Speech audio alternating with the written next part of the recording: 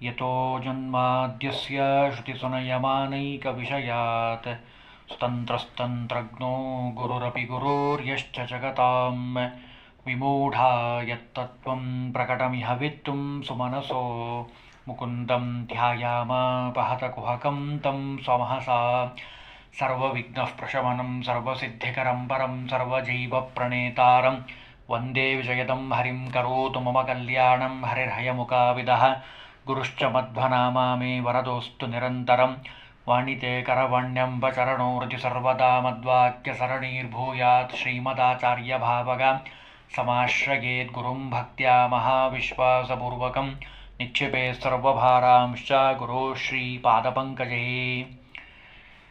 ನಾರದೀಯ ಪುರಾಣದಲ್ಲಿ ಅನೇಕ ಪ್ರಾಯಶ್ಚಿತ್ತಗಳ ಬಗ್ಗೆ ನಾವು ಹಿಂದಿನ ವಿಭಾಗದಲ್ಲಿ ತಿಳಿಲಿಕ್ಕೆ ಪ್ರಯತ್ನವನ್ನು ಮಾಡಿದ್ದೀವಿ. ಇದರಲ್ಲಿ ಇವತ್ತು ಅನೇಕ ವಿಧವಾದ ಪಾಪಗಳನ್ನು ನಾವು ಮಾಡ್ತೀವಿ. ಆ ಪಾಪಗಳಿಗೆ ಪರಿಹಾರವನ್ನು, ಪ್ರಾಯಶ್ಚಿತ್ತವನ್ನು ಇವತ್ತಿನ ದಿವಸ ತಿಳಿಲಿಕ್ಕೆ ಪ್ರಯತ್ನವನ್ನು ಮಾಡೋಣ. ಎಷ್ಟು ಸುಂದರವಾಗಿ ಹೇಳ್ತಾರೆ ಅಂದರೆ, ಅಜ್ಞಾನದಿಂದ ತಿಳಿಯದೆ ನಾವೇನಾದರೂ ನಿಷಿದ್ಧವಾದ ಪಾನವನ್ನು ಮಾಡಿದರೆ, ಕುಡಿಯಬಾರದದ್ದನ್ನು ಕುಡಿದ್ರೆ ಒಂದು ಕೃಚ್ಚಾಚರಣೆಯನ್ನು ಮಾಡಬೇಕು ಅಂತ ಹೇಳ್ತಾರೆ. ಕನಿಷ್ಠ 3 ದಿವಸಗಳ ಕಾಲ ಉಪವಾಸ ಇದ್ದು ಆ ಭಗವಂತನ ಹತ್ರ ಪಶ್ಚಾತ್ತಾಪದಿಂದ ಪ್ರಾರ್ಥನೆಯನ್ನು ಮಾಡಿ, ಅದರ ವಿಧಿ ಇದೆ ಕೃಚ್ಚಾಚರಣೆ ಬಗ್ಗೆ. ಜ್ಞಾನಿಗಳಿಂದ ತಿಳಿದು ಆ ಕೃಚ್ಚಾಚರಣೆಯನ್ನು ಮಾಡಬೇಕು, ನಿಷಿದ್ಧವಾದದ್ದನ್ನು ಪಾನ ಮಾಡಿದರೆ ಅನ್ನೋದ್ರ ಬಗ್ಗೆ ನಾರದೀಯ ಪುರಾಣ ಹೇಳಿದರು. ಇನ್ನು ಇದಾದ ಮೇಲೆ ಕೆಲವೊಂದು ಸಂದರ್ಭದಲ್ಲಿ ನಾವು ಮಾಡುವಂತಹ ಪಾಪಗಳಿಗೆ ಬಂಗಾರವನ್ನು ದಾನವನ್ನಾಗಿ ಕೊಡಬೇಕು ಅಂತಾರೆ. ಮಾಷ ಅಂದರೆ ಉದ್ದಿನ ಕಾಳಿನಷ್ಟು ಪ್ರಮಾಣದ ಬಂಗಾರವನ್ನು ಜ್ಞಾನಿಗೆ ದಾನವನ್ನು ಕೊಟ್ಟು ಅದರಿಂದ ಆ ಪಾಪವನ್ನು ಪರಿಹಾರ ಮಾಡಿಕೊಳ್ಳಬಹುದು. ಅದರಲ್ಲೂ ಗೊತ್ತಿಲ್ಲದೆ ತಿಳಿಯದೆ ಬ್ರಾಹ್ಮಣನ ಸ್ವತ್ತನ್ನೇನಾದರೂ ಅಪಹಾರ ಮಾಡಿದರೆ, ಹೃತ ಬ್ರಹ್ಮಸ್ವ ಅಂದರೆ ಬ್ರಹ್ಮಜ್ಞಾನಿಯ ಬ್ರಾಹ್ಮಣನ ಅವನ ವಸ್ತುವನ್ನು ಏನಾದರೂ ಅಪಹಾರ ಮಾಡಿದರೆ ಅದರಿಂದ ಬ್ರಹ್ಮಹತ್ಯಾ ದೋಷ ಬರ್ತದೆ. ಯಾರ್ದೂ ತಗೋಬಾರ್ದು, ಅದರಲ್ಲಿ ಮೊದಲು ಬ್ರಾಹ್ಮಣದಂತೂ ಮೊದಲು ತಗೋಬಾರ್ದು. ಬ್ರಹ್ಮಹತ್ಯಾ ದೋಷ ನಮಗೆ ಬರುವಂಥದ್ದು. ಇನ್ನು ಸ್ವಲ್ಪ ವಿಸ್ತಾರವಾಗಿ ಹೇಳಿ ನಮಗೆ ಅಂತ ಕೇಳ್ತಾರೆ. ಅದಕ್ಕೆ ಹೇಳ್ತಾರೆ, ಶ್ರೋತ್ರಿಯಾಣಾಂ ದ್ವಿಜಾನಾಂತೋ ಹೃತ್ವಾ ಹೇಮೈವ ವಾಚರೇತ್. ಇನ್ನೂ ಒಂದು ಮಾತು ಹೇಳ್ತಾರೆ, ಏನು ಅಂದರೆ ಗುರುಗಳಾಗಿರ್ಬೋದು, ಪಾಠ ಹೇಳಿದಂಥವರು, ಯಜ್ಞಕರ್ತೃಗಳು, ಯಜ್ಞ ಮಾಡೋವಂಥವರು, ಆಮೇಲೆ ಒಳ್ಳೆ ಪುಣ್ಯವಂತರು, ಶ್ರೋತ್ರಿಯರು, ಬ್ರಹ್ಮಜ್ಞಾನವನ್ನು ತಿಳಿದಂಥವರು, ಅವರ ವಸ್ತುಗಳನ್ನು ಅಪಹಾರ ಮಾಡಿದರೆ, ಬಂಗಾರವನ್ನು ಅವರಿಂದ ತೆಗೆದುಕೊಂಡ್ರೆ ಹೇಳದೆ ಕೇಳದೆ ಪ್ರಾಯಶ್ಚಿತ್ತ ಮಾಡಬೇಕು ಅಂತಾರೆ. ಹೇಗೆ ಪ್ರಾಯಶ್ಚಿತ್ತ ಅನ್ನೋದು ಸ್ವಲ್ಪ ವಿಚಿತ್ರ ಅಂತ ಅನ್ನಿಸ್ತದೆ ಇವತ್ತಿನ ಮಟ್ಟಿಗೆ. ಆದರೆ ಶಾಸ್ತ್ರ ಹೇಳಿರುವಂಥದ್ದನ್ನು ನಾನು ಹೇಳಿಬಿಡ್ತೀನಿ. ಹೇಗೆ ಹೇಳಿದ್ದಾರೆ ನೋಡಿ. ಮೊದಲು ತಗೊಂಡಿದ್ದಕ್ಕೆ ಪಶ್ಚಾತ್ತಾಪ ಆಗಬೇಕು. ನಾನು ಇನ್ನೊಂದು ಸರಿ ತಗೋಬಾರ್ದು ಅನ್ನೋದು ಮಾನಸಿಕವಾಗಿ ವೇದನೆ ಆಗಬೇಕಂತೆ. ಅದಾದ ಮೇಲೆ ಶರೀರಕ್ಕೆಲ್ಲ ತುಪ್ಪವನ್ನು ಹಚ್ಚಿಕೊಂಡು, ಬೆರಣಿ ಅಂತಾರಲ್ಲ, ಅಂದರೆ ಗೋಮಯದಿಂದ ಮಾಡಿರುವಂಥದ್ದು, ಅದನ್ನೂ ಮೈಮೇಲೆಲ್ಲ ಹಚ್ಕೊಳ್ಬೇಕಂತೆ. ಹಚ್ಕೊಂಡು ಶುದ್ಧವಾಗಿ ಸ್ನಾನ ಮಾಡಬೇಕು. ಅಂದರೆ ಪಶ್ಚಾತ್ತಾಪ ಪಡಬೇಕು ಅನ್ನೋದು ಅಭಿಪ್ರಾಯ. ಇನ್ನು ಕ್ಷತ್ರಿಯ, ಇದು ಬ್ರಾಹ್ಮಣ ತಗೊಂಡ್ರೆ ಆಗೋವಂಥ ಕ್ರಮ ಹೇಳಿದರು, ಏನು ಮಾಡಬೇಕು ಅಂತ ಪ್ರಾಯಶ್ಚಿತ್ತವನ್ನು.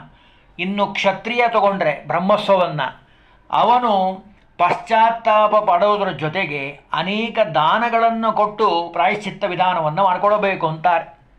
ಅದರಲ್ಲೂ ಸಾಂತಪನ ವ್ರತ ಅಂತ ಇದೆ, ಶಾಸ್ತ್ರದಲ್ಲಿ ಹೇಳ್ತಾರೆ. 12 ದಿವಸ ಉಪವಾಸ ಇರಬೇಕಂತೆ ಕ್ಷತ್ರಿಯನಾದಂಥವನು. ಇದ್ದು ಅದರ ಪ್ರಾಯಶ್ಚಿತ್ತವನ್ನು ಮಾಡಿಕೊಡಬೇಕು.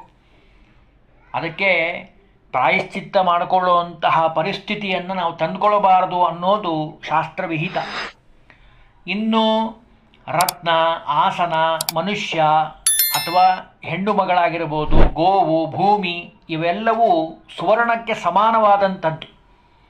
ಅದನ್ನು ಅಪಹಾರ ಮಾಡಿದರೆ, ಹೇಳದೆ ಕೇಳದೆ ತಗೊಂಡ್ರೆ ರತ್ನ ಇತ್ತು ಕಾಣಿಸ್ತು ತೊಗೊಂಡ್ಬಿಡೋದಲ್ಲ. ಭೂಮಿ, ಆಸನ ಯಾವನ್ನು ಸ್ತ್ರೀ ಆಗಿರಬಹುದು, ಗೋವಾಗಿರಬಹುದು, ಭೂಮಿಯನ್ನಾಗಿರಬಹುದು ತಗೊಂಡ್ರೆ ಅವನಿಗೆ ಇವತ್ತೇನು ನಾವು ಹೇಳ್ತಾ ಇದ್ದೀವಲ್ಲ, ಈಗ ಹೇಳುವಂಥ ಪ್ರಾಯಶ್ಚಿತ್ತ ಅದರಲ್ಲಿ ಅರ್ಧ ಆದರೂ ಮಾಡಬೇಕು ಅಂತಾರೆ. ತೃಣಕ ಪ್ರಮಾಣ ಅಂತ ಬಹಳ ವಿಸ್ತಾರವಾಗಿದೆ. ಒಂದೆರಡು ವಿಷಯ ತಿಳ್ಕೊಳ್ಳೋದಾದರೆ, ಬಂಗಾರವನ್ನು ದಾನವನ್ನಾಗಿ ಕೊಟ್ಟು ಅವನು ಎರಡಾವರ್ತಿ ಪ್ರಾಣಾಯಾಮವನ್ನು ಮಾಡಬೇಕಂತೆ, ಆಮೇಲೆ ಶುದ್ಧ ಆಗ್ತಾನೆ ಬಂಗಾರ ದಾನ ಕೊಡೋದ್ರಿಂದ. ಇನ್ನು ಪ್ರಾಣಾಯಾಮಶ್ಚ ಚತ್ವಾರೋ ರಾಜಸರ್ಪಶ ಮಾತ್ರಕ್ಕೆ, ಅಂದರೆ ಸ್ವಲ್ಪ ದೊಡ್ಡದಾಗಿರುವಂತಹ ಏನು ಉದ್ದಿನ ಕಾಳಿರ್ತದಲ್ಲ, ಮಾಷವನ್ನಾದರೂ ದಾನ ಕೊಡಬೇಕು. ಆ ಪ್ರಮಾಣದಲ್ಲಿ ಕೊಟ್ಟು 4 ಬಾರಿ ಪ್ರಾಣಾಯಾಮವನ್ನು ಮಾಡಬೇಕು ಅಂತಾರೆ. ಇನ್ನು ಕನಿಷ್ಠ ಪಕ್ಷ ಪರಿಮಾಣ ಅಕ್ಕಿಯಷ್ಟು ಕಾಳಷ್ಟು ಏನಾದರೂ ಬ್ರಾಹ್ಮಣನ ಬಂಗಾರವನ್ನು ಕದ್ರೆ, ಮಾಷ ಆಯಿತು, ಈಗ ಅಂದರೆ ಅಕ್ಕಿಯಷ್ಟು ಪ್ರಮಾಣದ ಏನಾದರೂ ಬಂಗಾರವನ್ನು ಬ್ರಾಹ್ಮಣನಿಂದ ಕದ್ರೆ ಪ್ರಾತಃ ಕಾಲದಿಂದ ಸಾಯಂಕಾಲದವರೆಗೆ ಗಾಯತ್ರಿ ಜಪವನ್ನು ಮಾಡಬೇಕು. ಆಮೇಲೆ ಶುದ್ಧನಾಗ್ತಾನೆ. ಅಲ್ಲಿವರೆಗೂ ಶುದ್ಧತೆ ಇಲ್ಲ ಅಂತಾರೆ. ಎಷ್ಟೆಲ್ಲ ಹೇಳಿದ್ದಾರೆ ನೋಡಿ. ಮಾಷ ಪ್ರಮಾಣೆ ಹೇಮಸ್ತು ಪ್ರಾಯಶ್ಚಿತ್ತಂ ನಿಗದ್ಯತೆ.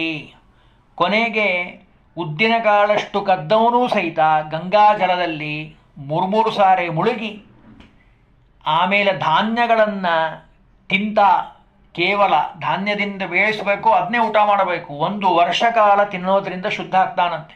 ಅಂದರೆ ಅಷ್ಟು ಘೋರವಾದದ್ದು ಆ ಕದಿಯುವಂಥದ್ದು, ದೋಷ ಅಂತಾರೆ. ಇನ್ನು ಸಂಪೂರ್ಣ ಸುವರ್ಣದಷ್ಟು ತೂಕ ಬಂಗಾರವನ್ನು ಕದ್ದಂಥವನು, ಅಲ್ಲಿ 10 kg 20 kg ಅಂತೇನು ಹೇಳೇ ಇಲ್ಲ, ಒಟ್ಟು ಪ್ರಮಾಣ ಸಂಪೂರ್ಣ ಸುವರ್ಣಸ್ಯ ಸ್ಥೇಯ ಅಂದರೆ ಕಳ್ಳತನ ಮಾಡುವಂಥದ್ದು ಮಾಡಿದರೆ ಪ್ರಾಯಶ್ಚಿತ್ತಕ್ಕೋಸ್ಕರವಾಗಿ ಬ್ರಹ್ಮಹತ್ಯಾ ವ್ರತಂ ಕುರ್ಯಾತ್. ಬ್ರಹ್ಮಹತ್ಯೆ ಮಾಡಿದಂತಹ ದೋಷ ಅವನಿಗೆ. ಅದಕ್ಕೆ ಅವನೇನು ಮಾಡಬೇಕಪ್ಪ ಅಂದರೆ 12 ವರ್ಷಗಳ ಕಾಲ ಆ ವ್ರತವನ್ನು ಆಚರಣೆ ಮಾಡಿ ದ್ವಾದಶಾಬ್ಧಂ ಸಮಾಹಿತ, ಶುದ್ಧವಾಗಿ 12 ವರ್ಷಗಳ ಕಾಲ ತಪಸ್ಸು ಆಚರಣೆ ಮಾಡಬೇಕು ಅವನು. ಆಗ ಮಾತ್ರ ಅವನು ಶುದ್ಧನಾಗ್ತಾನೆ, ಇಲ್ಲಾಂದರೆ ಇಲ್ಲ. ಇನ್ನು ಸುವರ್ಣ ಆಯಿತು. ಸುವರ್ಣದ ನಂತರ ಬರುವಂಥದ್ದು ಯಾವುದು? ನಮ್ಮೆಲ್ಲರಿಗೂ ಗೊತ್ತಿರುವಂಥದ್ದೇ ಬೆಳ್ಳಿ. ಸುವರ್ಣಕ್ಕಿಂತ ಸ್ವಲ್ಪ ಕಡಿಮೆ ಇರುವಂಥದ್ದು ಬೆಳ್ಳಿ. ಆ ಬೆಳ್ಳಿಯನ್ನು ಕದ್ರೆ ಚಲೋ ಇದೆ ಲೋಟ, ತಮ್ಗೆ ಚಲೋ ಇದೆ ಅಂತ ಅದರ ಮೇಲೆ ಕಣ್ಣು ಹಾಕಿ ಏನಾದರೂ ಅದನ್ನು ತಗೊಂಡ್ರೆ, ಯಾರದೇ ತಗೊಂಡ್ರೂ ಮಹಾಪಾಪ. ಅದರಲ್ಲಿ ಬ್ರಾಹ್ಮಣನದ್ದೇನಾದರೂ ತಗೊಂಡ್ರೆ ಏನಾಗುತ್ತೆ? ಕುರ್ಯಾತ್ ಸಂತಾಪನಂ.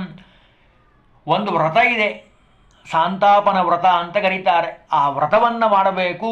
ಅದು ಮಾಡಿದ್ರೇ ಅವನು ಶುದ್ಧ ಆಗ್ತಾನೆ, ಇಲ್ಲಾಂದರೆ ಇಲ್ಲ. ಇನ್ನು ಅದರಲ್ಲೂ ಬೆಳ್ಳಿಯ ಪ್ರಮಾಣ ಹೇಳಿದರು. ಅರ್ಧದಷ್ಟು ಏನಾದರೂ ಕದ್ರೆ, ಬೆಳ್ಳಿ ಪ್ರಮಾಣ ಕದ್ರೆ ಅವನು ಚಾಂದ್ರಾಯಣ ವ್ರತಾಚರಣೆ ಮಾಡಬೇಕು ಅಂತಾರೆ. ಹೃತ್ವಾಚ ರಜತಂ ವಿದ್ವಾನ್ ಕುರ್ಯಾಶ್ಚಾಂದ್ರಾಯಣಂ ಮುನಿ. ಚಾಂದ್ರಾಯಣ ವ್ರತನೂ ಅಷ್ಟೇ ಬಹಳ ಕಠಿಣವಾದದ್ದು.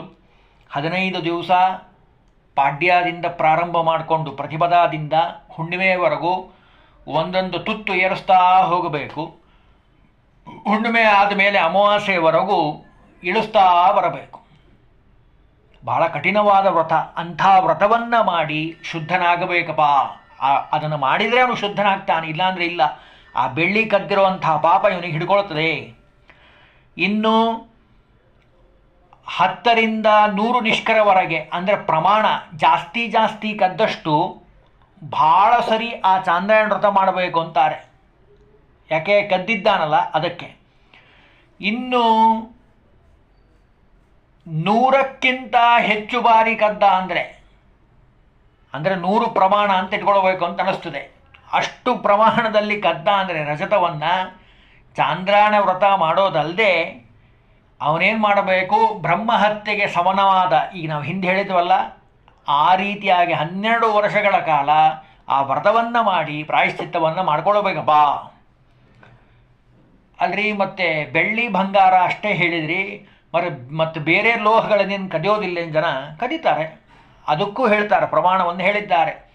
ಕಾಂಸಸ್ಯ, ಕಂಚು, ಹಿತ್ತಾಳೆ ಇವೆಲ್ಲ ಪದಾರ್ಥಗಳಿದ್ದಾವಲ್ಲ, ಇವುಗಳನ್ನೇನಾದರೂ ಕದ್ರೆ ಅವನು ಪರಾಗವ್ರತ ಅಂತ ಇದೆ, ಚಾತುರ್ಮಾಸದಲ್ಲಿ ಮಾಡ್ತಾರೆ.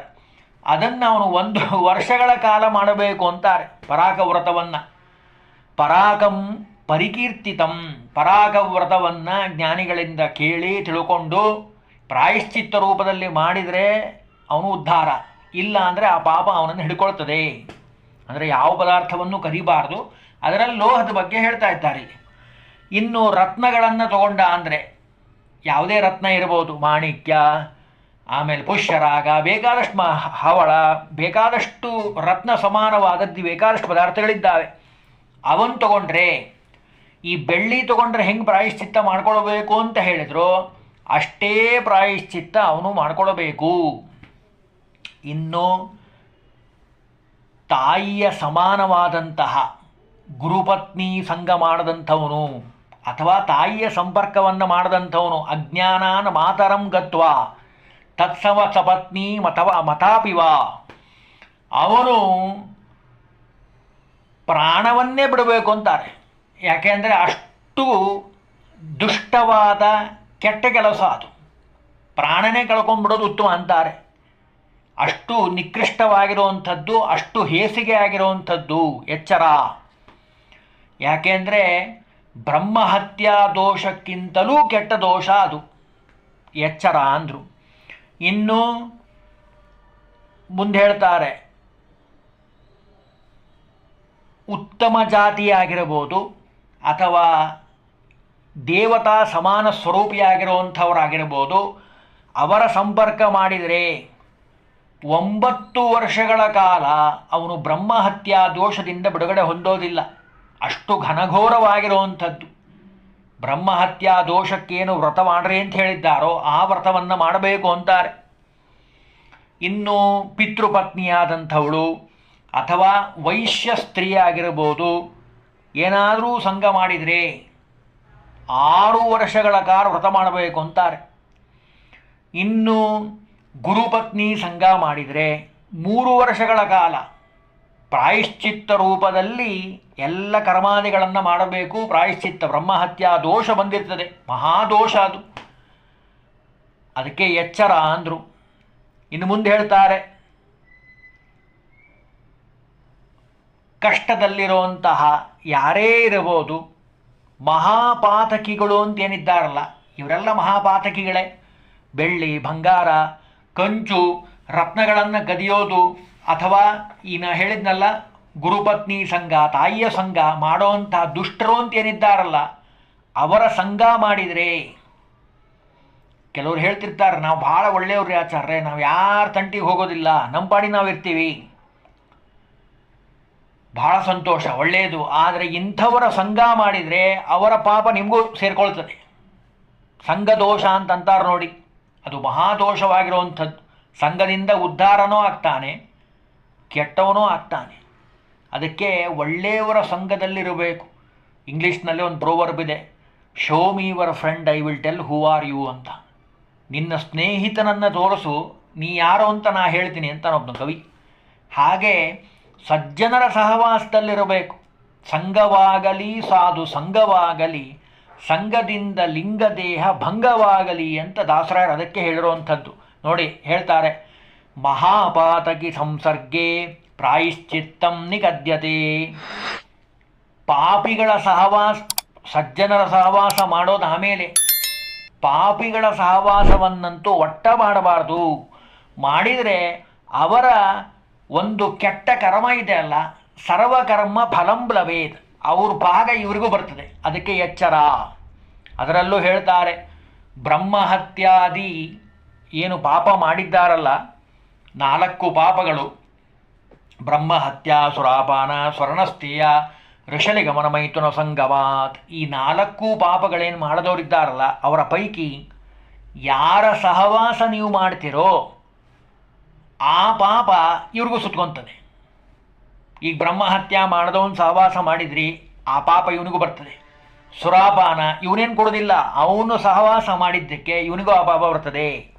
ಅದಕ್ಕೆ ಸಜ್ಜನರ ಸಹವಾಸ ಮಾಡಬೇಕು, ದುಷ್ಟ ಜನರ ಸಹವಾಸವನ್ನು ಮಾಡಬಾರ್ದಪ್ಪ, ಎಚ್ಚರ. ಇನ್ನೂ ಗೊತ್ತಿಲ್ಲ ಪಾಪ, ಎಲ್ಲೋ ಹೋಗಿರ್ತಾರೆ, ಊಟಕ್ಕೆ ಕೂತಿರ್ತಾರೆ, ಪಕ್ಕದಲ್ಲೇ ಬಂದು ಕುತ್ಕೊಂಡ್ಬಿಟ್ಟಿರ್ತಾರೆ, ಗೊತ್ತಿಲ್ಲದೆ ಆಗಿರುವಂತಹದ್ದು, ಅಂತಹದ್ದಕ್ಕೆ ತಿಳಿಯದೇ ಮಾಡಿದಂಥ ಅಜ್ಞಾನಾತ್. ಆ ಸಂದರ್ಭದಲ್ಲಿ ಪಂಚರಾತ್ರಂತು ಸಂಗಮೇಭಿ ಕರೋತಿಯಃ, 5 ದಿವಸಗಳ ಕಾಲ ಊಟ ಮಾಡಿ ಬಂದ್ಬಿಡ್ತಾರೆ. ಊಟ ಮಾಡಿದ ಮೇಲೆ ಗೊತ್ತಾಗತ್ತೆ ಇವನು ಪಾಪಿ, ಇವನು ದುಷ್ಟ, ಇವನು ಸರಿ ಇಲ್ಲ ಅಂತ ಗೊತ್ತಾದರೆ 5 ದಿವಸಗಳ ಕಾಲ ಕೃಚ್ಚಾಚರಣೆಯನ್ನು ಮಾಡಿ ಅವನು ಶುದ್ಧನಾಗ್ತಾನೆ. ಇಲ್ಲ ಅಂದರೆ ಮತ್ತು ಪತಿತನಾಗೇ ಇರ್ತಾನೆ. ಇನ್ನು 4 ಜನರ ಸಹವಾಸ ಮಾಡಿದರೆ ಅವನು 12 ದಿವಸಗಳ ಕಾಲ ಉಪವಾಸವನ್ನು ಆಚರಣೆಯನ್ನು ಮಾಡಿ ಮಹಾಸಾಂತಮರ ವ್ರತ ಅಂತ ಕರೀತಾರೆ. ಅದು ಅವರವರ ಪಾಪದ ಒಂದು ದೃಷ್ಟಿಯನ್ನು ನೋಡಿಕೊಂಡು 6 ತಿಂಗಳವರೆಗೂ ಮಾಡಬೇಕು ಅಂತಾರೆ. ಎಷ್ಟೆಲ್ಲ ಹೇಳಿದ್ದಾರೆ ನೋಡಿ, ಅವರವರ ಯೋಗ್ಯತಾನುಸಾರ. ಇನ್ನು ಇವರು ಯಾರದರಲ್ಲಿ ಒಬ್ಬರು ಮಹಾದುಷ್ಟರು ಅಂತ ಗೊತ್ತಾಗ್ಬಿಟ್ಟಿದೆ, ಮುಂಚೆ ಗೊತ್ತಿರಲಿಲ್ಲ, ಆಮೇಲೆ ಗೊತ್ತಾಗಿದೆ ಅಂತ. ಆದರೆ 1 ತಿಂಗಳ ಪರ್ಯಂತರವಾಗಿ ಮಹಾಪಾತಿಗೆ ಸಂಸರ್ಗವನ್ನು ಮಾಡದಂಥವನು ಏನು ಮಾಡಬೇಕು? ಚಾಂದ್ರಾಯಣಾದಿ ವ್ರತಗಳನ್ನು ಆಚರಣೆಯನ್ನು ಮಾಡಬೇಕು. 15 ದಿವಸ ಏರಿಸ್ಕೊಂತ ಹೋಗೋದು ತುತ್ತನ್ನು, 15 ದಿವಸ ಕಡಿಮೆ ಮಾಡುವಂಥದ್ದು. ನಮ್ಮ ತತ್ವಜ್ಞಾನ ತರಂಗಿಣಿ ವಾಹಿನಿಯಲ್ಲೇ ಚಾತುರ್ಮಾಸ್ಯ ಮಹಾತ್ಮೆಯಲ್ಲಿ ಚಾಂದ್ರಾಯಣ ವ್ರತ ಮಾಡೋದು ಹೇಗೆ ಅಂತ ವಿಸ್ತಾರವಾಗಿ ಹೇಳಿದ್ದೀವಿ. ಬಿಡುವಿದ್ದಾಗ ಕೇಳಿದರೆ ಅವಶ್ಯವಾಗಿ ಹೇಳ್ತೀವಿ. ಇಷ್ಟು ಆ ಚಾಂದ್ರಾಯಣ ವ್ರತದ ಮಹತ್ವ ಇದೆ. ಅದಕ್ಕೆ ಹುಷಾರಾಗಿರಬೇಕು. ನಾವು ಯಾರ ಜೊತೆ ಕೂಡ್ತು ಊಟ ಮಾಡ್ತೀವಿ, ಯಾರ ಕೈಯಿಂದ ಊಟ ಮಾಡ್ತೀವಿ, ಶುದ್ಧವಾಗಿ ಮಾಡಿದ್ದಾರೋ ಇಲ್ಲೋ, ಸ್ವಚ್ಛವಾಗಿ ಮಾಡಿರೋದು ಎಷ್ಟು ಮುಖ್ಯವೋ ಅಷ್ಟೇ ಮುಖ್ಯ ಶುದ್ಧವಾಗಿ ಮಾಡಿರಬೇಕು. ಅದನ್ನಿಲ್ಲಿ ಹೇಳ್ತಾ ಇದ್ದಾರೆ. ಇನ್ನು ಇವರಿಷ್ಟು ಜನದ ಜೊತೆಗೆ ಯಾರಾದರೂ ಒಬ್ಬರ ಜೊತೆಗೆ ಒಬ್ಬರು ಸಂಪರ್ಕ ಮಾಡಿದರು ಅಥವಾ ಮಾತಾಡಿಸಿದ್ರು, ಉಂಡ್ರು ತಿಂದರು, ವ್ಯವಹಾರವನ್ನು ಇಟ್ಕೊಂಡ್ರು ಅಂದರೆ 1 ತಿಂಗಳಿದ್ದಿದ್ದು 1 ವರ್ಷದ ತನಕ ಮಾಡಬೇಕು ಚಾಂದ್ರಾಯಣ ವ್ರತವನ್ನು.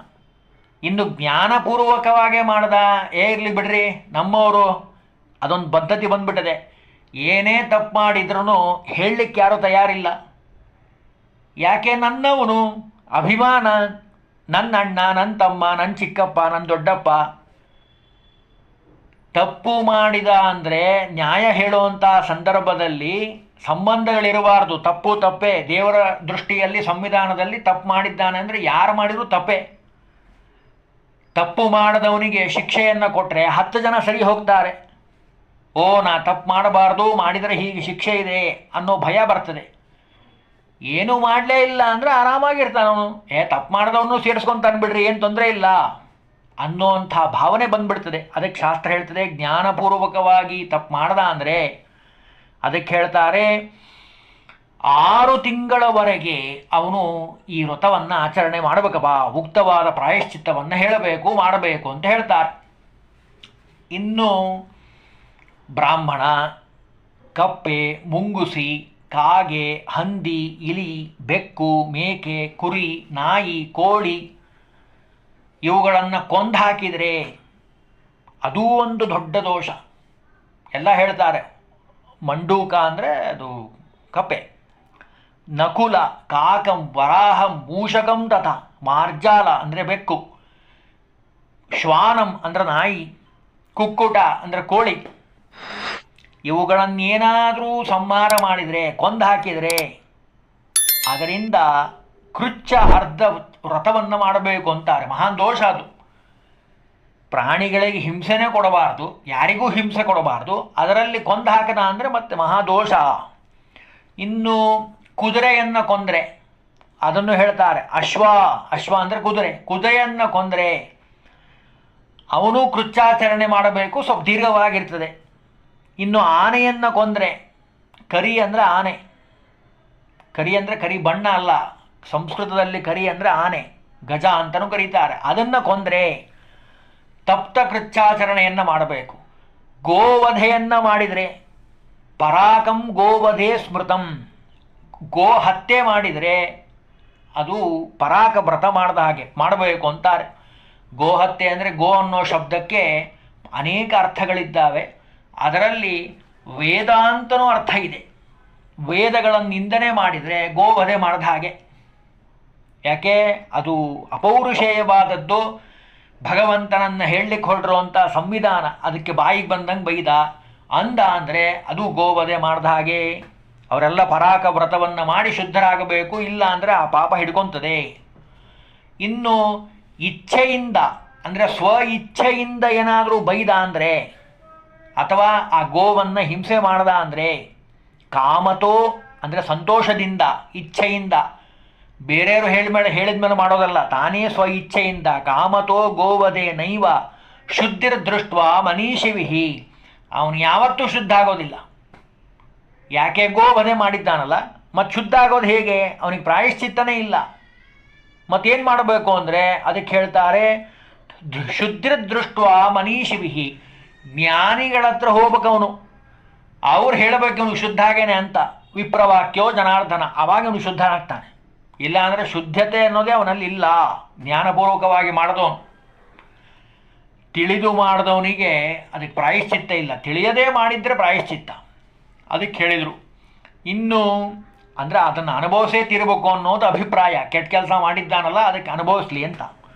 ಇನ್ನು ಮುಂದೆ ಹೇಳ್ತಾರೆ ಪಾನ, ಶಯ್ಯ ಅಂದರೆ ಹಾಸಿಗೆ, ಆಸನ, ಆಮೇಲೆ ಹೂವು, ಗೆಡ್ಡೆ, ಹಣ್ಣು, ಭಕ್ಷ್ಯಗಳು, ಭೋಜ್ಯಗಳು, ಇವನ್ನೇನಾದರೂ ಕದ್ರೆ, ಇವನಂತೂ ಬೇಕಾದಷ್ಟು ಜನ ನೀವು ನೋಡಿರ್ತೀರಿ, ಬೆಳಗ್ಗೆ ಆದರೆ ಸಾಕು ಕದ್ದ ಹೂವನ್ನು ಸರ್ವತಾ ಏರಿಸಬಾರದು. ಮಹಾ ನಿಷಿದ್ಧವಾಗಿರುವಂಥದ್ದು.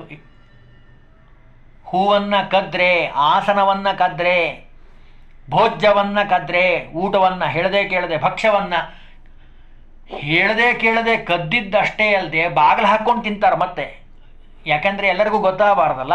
ಅದಕ್ಕೆ ಭಕ್ಷಂ ನನ್ನ ಮಾತಲ್ಲ, ಓದ್ಬಿಡ್ತೀನಿ. ಪಾನಶಯ್ಯಾಸನಾದ್ಯೇಷು ಪುಷ್ಪಮೂಲ ಫಲೇಶು ಚ ಭಕ್ಷಭೋಜ್ಯ ಅಪಹಾರೇಶು.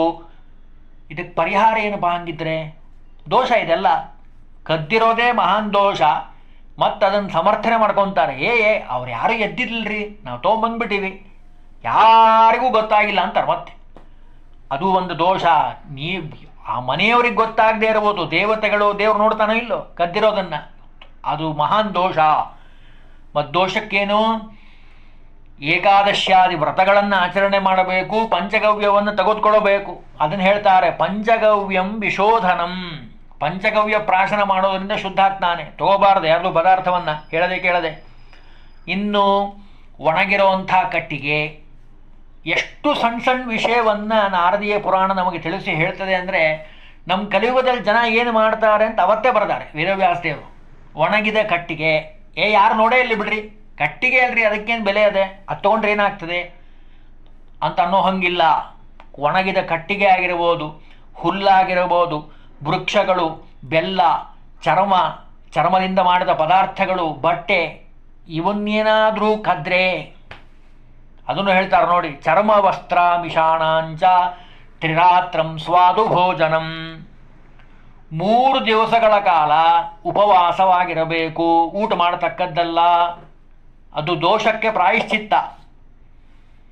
ಅಂದರೆ ನೋಡಿ, ನಾವು ಮಾಡುವಂತಹ ಒಂದು ಚಿಕ್ಕ ಕರ್ಮ ನಮ್ಮನ್ನು ಎಷ್ಟು ಅಧೋಗತಿಗೆ ತಗೊಂಡ್ಕೊಂಡು ಹೋಗ್ತದೆ. ಭಯ ಅನ್ನೋದೇ ನಮ್ಮಲ್ಲಿಲ್ಲ ಎಷ್ಟೋ ಜನಕ್ಕೆ.